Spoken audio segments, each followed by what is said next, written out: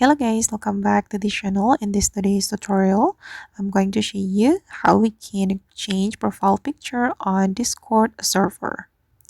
Okay, let's get into it guys. First of all, I'm going to open up my Discord and I'm going to open my server. So this is my server on Discord and I'm going to go to my server and you are going to tap on the server name.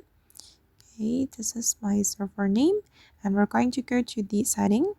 Okay, and if you want to change the profile picture, you just need to select this option and choose the profile picture you want to set. I'm just going to pick random photo from my gallery.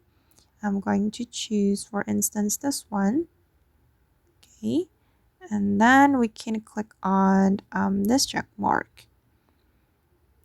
Okay, and just wait guys. All right, and as you can see guys, that now my profile picture of my Discord server has been changed. Alright guys, and that's all the way to change profile picture on Discord server. I hope this tutorial will be useful for you. Thank you so much for watching, and if you found this tutorial useful, don't forget to hit the like button, leave your comments, and also subscribe to this channel. See you in the next video.